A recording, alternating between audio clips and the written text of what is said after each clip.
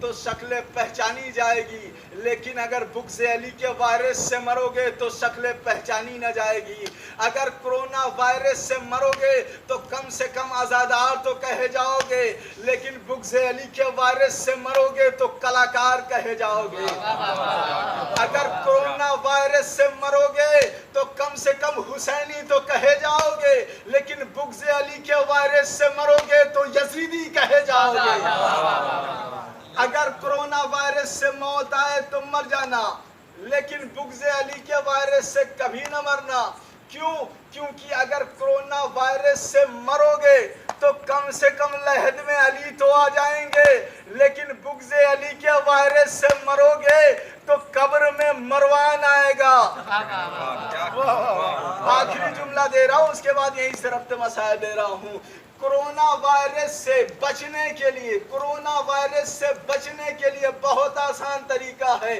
Corona virus سے بچنے کے لیے ماسک اور سینیٹائزر کی ضرورت ہوتی ہے، لیکن بغض علی کے وائرس سے بچنے کے لیے حلالی نسلوں کی ضرورت ہوتی ہے۔ بلند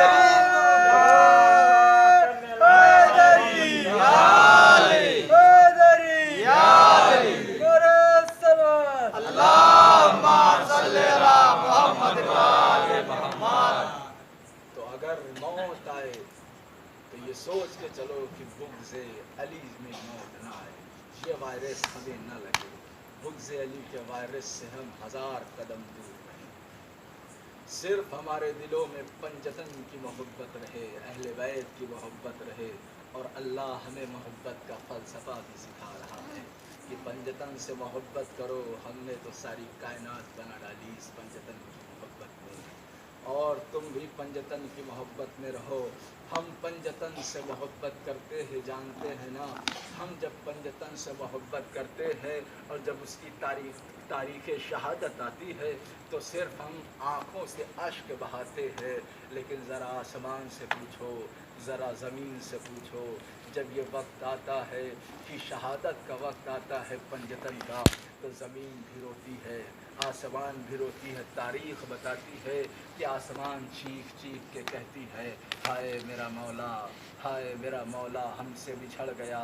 ایک جملہ اور سن لے عزادار، آپ اس طرح خاک پر بیٹھے ہوئے ہیں، اگر کل اس جگہ آئے اور آپ سے کہہ دیا جائے اسی خاک پر بیٹھو، ابھی ہم پانی لے کے آ رہے ہیں تمہیں پلانے کے لیے، یقین مانیے آپ نہیں بیٹھیں گے اس خاک پر، اس زمین پر نہیں بیٹھیں گے، کہیں گے لاکھ غریب ہیں لیکن اتنی غیرت ہے کہ زمین پر نہیں بیٹھیں گے، اٹھ کے چلے جائیں گے۔ لیکن انصاف سے بتائے آج وہ غیرت کہاں چلی گئی؟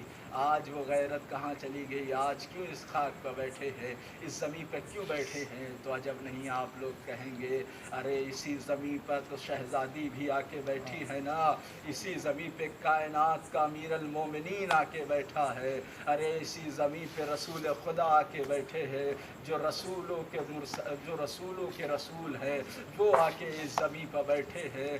ارے عزاداروں ایک جملہ اور سن لیجئے، جب شہزادی آتی ہے نا، آنے کے بعد ایک مرتبہ کہتی ہے یہ میرے عزادار ہے، ایک چھوٹی بچی ہوتی ہے جو 4 سال کی بچی ہوتی ہے، تڑپ کے پوچھتی ہے یہ کون ہے؟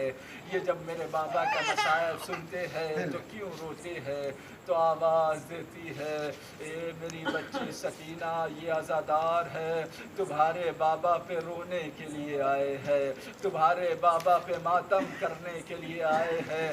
عجب نہیں وہ بچی آواز دے، کاش یہ کربلا میں ہوتے تو میرا بابا نہ مارا جاتا، کاش اتنے عزادار کربلا میں ہوتے تو میرا بھیا نہ مارا جاتا۔ اللہ اکبر، اجرکم اللہ، خدا آپ کو کوئی غم نہ دے سوائے مظلوم کربلا کے۔ آج امام حسین کا چہلم ہے نا، سنو چہلم کا مصائب۔ جانتے ہیں جب جابر ابن عبداللہ انصاری امام حسین کے روضے پر پہنچے، پہنچنے کے بعد ایک مرتبہ تڑپ کے کہتے ہیں، اے آقا حسین، جب بھی میں آپ کے پاس آتا تھا آپ دوڑ کے مجھے سینے سے لگا لیتے تھے، ارے آج یہ آیا ہے آپ کی مزار پر، آپ کے روضے پہ آقا حسین کیا آج تڑپ کے سینے سے نہ لگاؤ گے؟ کیا دوڑ کے نہ آؤ گے سینے سے لگانے کے لیے؟ ارے میں عبداللہ انصاری آپ کی قبروں کی زیارت کرنے آ گیا۔ اجرکم اللہ۔ تاریخ بتاتی ہے کہ سب سے پہلے جابر ابن عبداللہ انصاری پہنچے چہلم منانے کے لیے۔ جب جابر ابن عبداللہ انصاری دیکھتے ہیں حسین کا روضہ، حسین کی قبر، دوڑ کے آتے ہیں، آنے کے بعد خود کو گرا دیتے ہیں، کہتے آقا ہمیں معاف کر دینا، ہمیں آنے میں بہت دیر ہو گئی، ہمیں آنے میں بہت دیر ہو گئی۔ اتنا ہونا تھا کہ عبداللہ انصاری رو ہی رہے تھے کہ اتنے میں انہیں محسوس ہوا کہ کوئی قافلہ آ رہا ہے۔ جب محسوس ہوا تو اپنے غلام عطیہ سے پوچھتے ہیں، اے عطیہ ذرا دیکھ، کیا میرا امام تو نہیں آ رہا؟ کیا میرا مولا سجاد تو نہیں آ رہا؟ عطیہ دوڑنے کے بعد کہتے ہیں عبداللہ انصاری ذرا بتاؤ تو تمہارا مولا کیسا دکھتا ہے، تمہارا امام کیسا ہوگا تاکہ میں پہچان جاؤں۔ ایک مرتبہ عبداللہ انصاری کہتے ہیں، ارے میرا مولا سجاد 23 برس کا کڑیل جوان ہوگا۔ اتنا کہنا تھا، عطیہ نے دیکھا کہ اے عبداللہ انصاری یہ آپ کے مولا نہیں ہے، یہ آپ کے امام نہیں ہے۔ کہا کیوں؟ کہا ارے ان کی داڑھی سفید ہو چکی ہے، کمر جھک چکی ہے، ارے جھک کے یہ چل رہے ہیں، آپ کا مولا تو جوان ہے نا۔ اجرکم اللہ، اجرکم اللہ۔ خدا آپ کو کوئی غم نہ دے سوائے مظلوم کربلا کے۔ عبداللہ انصاری ایک مرتبہ بھری نگاہوں سے دیکھتے ہیں، آخر امام نہیں تو کون آئے؟ اتنا دیکھنا تھا کہ ادھر سے سید سجاد دوڑ کے آ گئے۔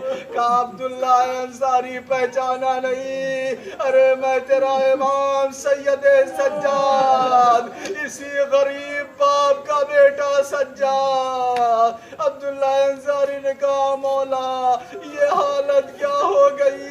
سجاد نے کہا کمر میں لنگر، گلے میں خاردار تو، ہاتھوں میں ہتھکڑیاں، پیروں میں گیڑی بیڑیاں۔ اے عبداللہ انصاری تمہیں مصائب میں بتاؤں تو کیسے بتاؤ؟ اے عبداللہ انصاری ذرا تم پیچھے ہٹ جاؤ، ارے میری بھوپی زینب آ رہی ہے، ارے قافلے سے بیویاں آ رہی ہیں۔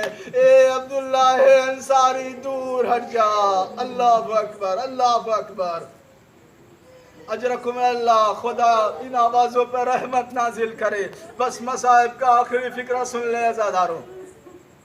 اب شہزادی آئی، آنے کے بعد ہر بیوی ایک ایک لاشے پہ گر کے ماتم کر رہی ہے، بہن کر رہی ہے، ارے بہن ایک ایک فریاد کر رہی ہے۔ سجاد تڑپ کے کہتے زینب ساری باتیں بتا دینا عباس کو، یہ بھی بتا دینا کہ چادریں چھن گئی، بتا دینا کہ عباس ہمیں اسیر کر لیا گیا، بتا دینا کہ ہمیں کوڑے مارے گئے، بتا دینا کہ سکینہ کو تماچے مارے گئے، لیکن اے بھوپی اماں عباس کو یہ نہ بتانا کہ سکینہ زندان میں مر گئی، ارے عباس کو نہ بتانا، اگر یہ بتا دیا ارے قبر لرزے گی، عباس آواز دیں گے اے سجاد